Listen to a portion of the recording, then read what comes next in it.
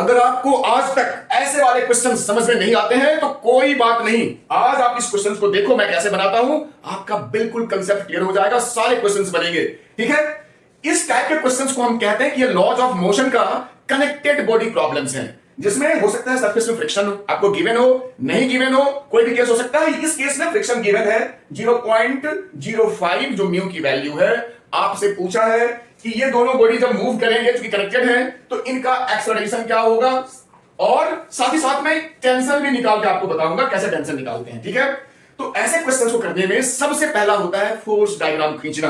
तो आ जाओ इस मास पे, ये मास का हमेशा नीचे होगा mg, तो m है 2 और g 20 न्यूटन आपका नीचे हो गया इसका। इस मास की बात करें तो इसका नीचे mg हो जाएगा 100 न्यूटन, ऊपर हो जाएगा नॉर्मल फोर्स, क्योंकि ये सरफेस पे रखा हुआ है, ध्यान देना। अब आ जाते हैं सबसे इंपॉर्टेंट इस स्ट्रिंग में या रस्सी में। ये बिल्कुल आइडियल रस्सी है, पुली भी बिल्कुल आइडियल है, कोई फ्रिक्शन नहीं, कहीं कुछ भी नहीं। एनीवे, तो यहां भी टेंशन आपका होगा और यहां भी टेंशन होगा, ध्यान से देखना। अगर हम इस मास की बात करें या जिस भी मास की बात करें, टेंशन हमेशा उस मास से अवे यानी इससे ऊपर की तरफ होगा। इसकी बात करें तो इससे अवे मतलब राइट साइड को होगा। टेंशन का आपका डायरेक्शन आपका क्लियर हो गया, टेंशन सेम ही होगा क्योंकि रस्सी सेम है, ये ध्यान रखना। आपका फ्री बॉडी डायग्राम लगभग हो गया है, क्योंकि फ्रिक्शन है तो फ्रिक्शन हमेशा मोशन को अपोज करता है, तो वो पीछे होगा, उसको आप लिखो एफ, स्मॉल एफ। और जो स्मॉल एफ होता है वो होता है म्यू इंटू एन, तो म्यू तो मेरा 0.05 है और एन यहां हो जाएगा 100 के बराबर, एन इक्वल्स टू mg, तो इंटू 100, तो ये आपका हो गया 5 न्यूटन, आपका फ्रिक्शन आ गया। अब आ जाओ इस बॉडी पे और इस बॉडी पे अलग लगाते हैं फोर्स वाला formula, that is force equals to mass into acceleration, यही बेसिक फॉर्मूला है। इसकी बात करते हैं पहले।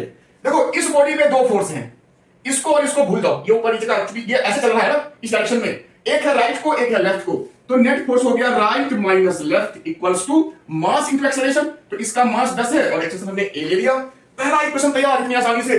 इसकी बात करते हैं, इसमें भी दो फोर्स, एक नीचे एक ऊपर, ये नीचे जा रहा है मतलब ये बड़ा होगा, तो बड़ा फोर्स माइनस छोटा फोर्स, इसका मास इनटू एक्सेलरेशन, ये तो सेम ही होगा दोनों का, दोनों एक रस्से से बंधे हुए हैं। अब दोनों को सॉल्व करो, देखो plus T minus T cut हो गया, जो मेरा एफ था ये हमने 5 यहां पे निकाल दिया था, तो 20 माइनस 5 15 इक्वल्स टू 12a, यहां माइनस मत कर देना, यहां पर हम ऐड ही कर रहे हैं क्योंकि ये माइनस था इसलिए हमने 15 लिखा है, ध्यान देना। 10 प्लस 2 12, एनीवे तो a मेरा हो गया 15/12, तो 3 5 15 3 चौक 12, इतना मीटर पर सेकंड स्क्वायर मेरा a आ गया। सॉल्व करोगे तो 1.25 मीटर पर सेकंड स्क्वायर। टेंशन की जहां तक बात है, किसी में भी पुट कर दो, इसी में पुट कर दो, ये जो हमारा यहां पे गिवन है टेंशन -5, तो -5 इधर आएगा तो यहां प्लस हो जाएगा, और ए है मेरा इतना, तो ये होगा 12